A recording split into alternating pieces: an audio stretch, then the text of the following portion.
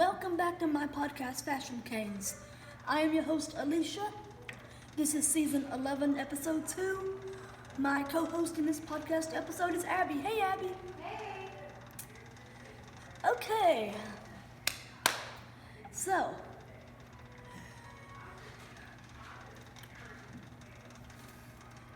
in this podcast episode, we are going to talk about stimming. At the end of my podcast episode titled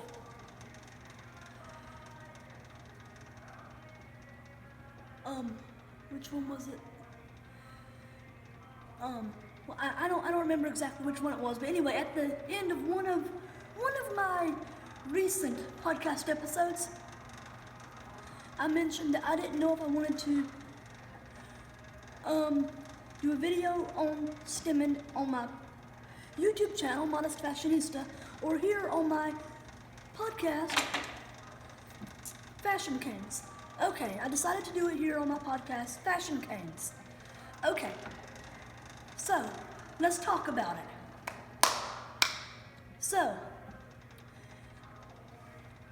stimming is self-stimulatory behavior.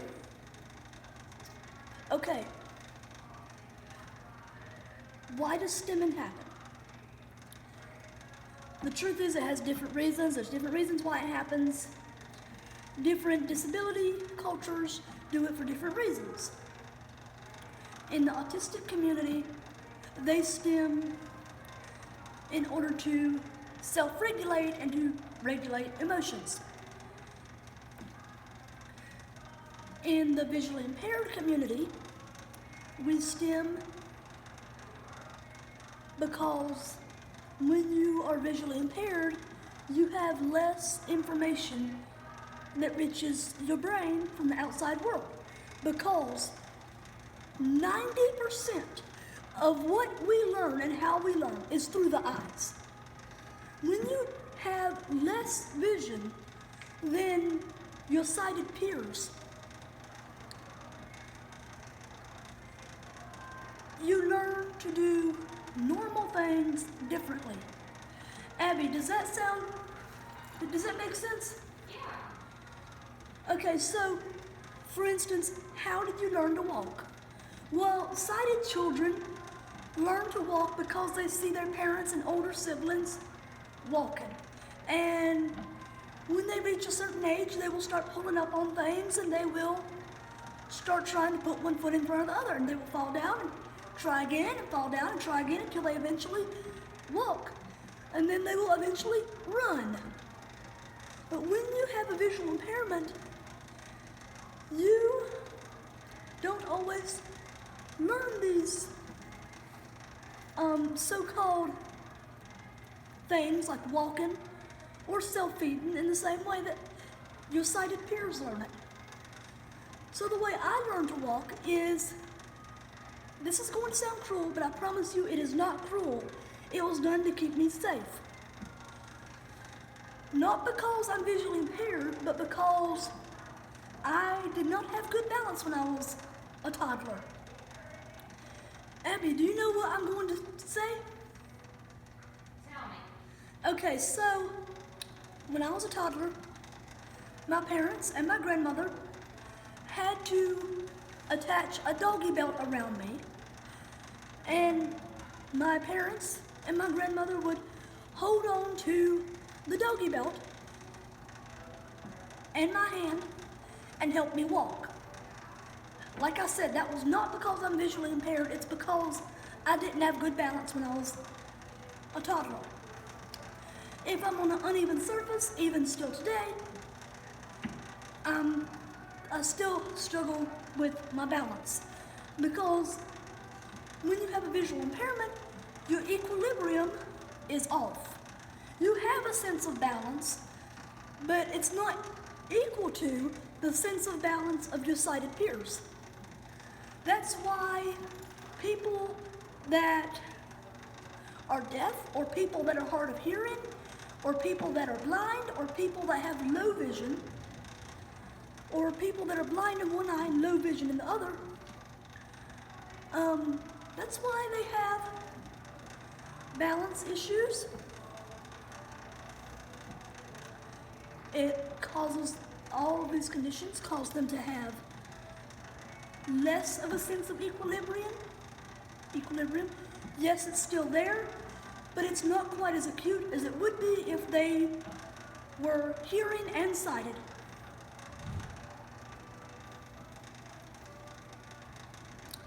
I did not walk well until I was 5. And when I was on uneven grass, that was a struggle. Even today, when I'm on an uneven surface, I have a difficult time with my balance due to the visual impairment. That's one way that visually impaired people do not incidentally learn to walk like their sighted peers. Okay, your sighted peers will learn to feed themselves because they see their parents and older siblings feeding themselves. And their parents may coax them along and say, "You want to feed yourself? You want to try feeding yourself today?" And they will put the spoon in the child's hand and the child will try to feed themselves. That's not how it works when you have a visual impairment.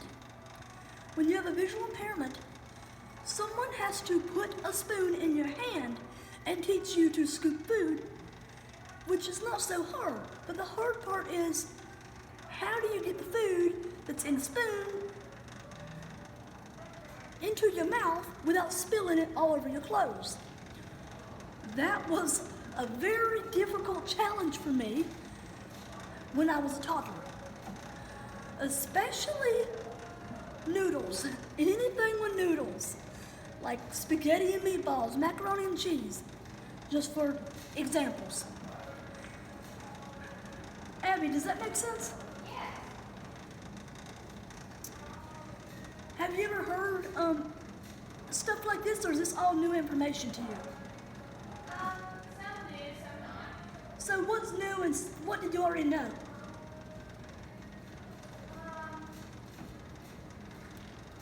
Well, what do you mean specifically? So what about this did you already know, and what was new information?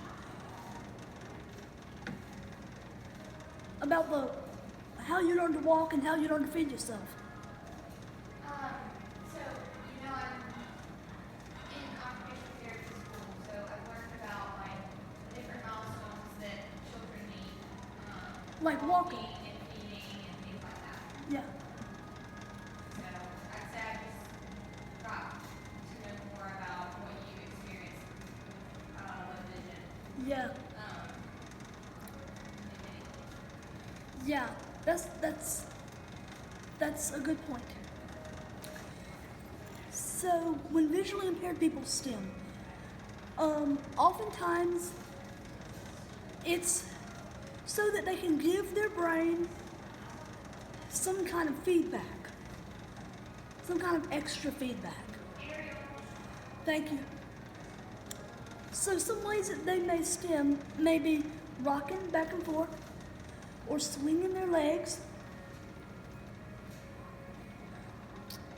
They may eye poke or press on their eyes, or they may stare at bright lights.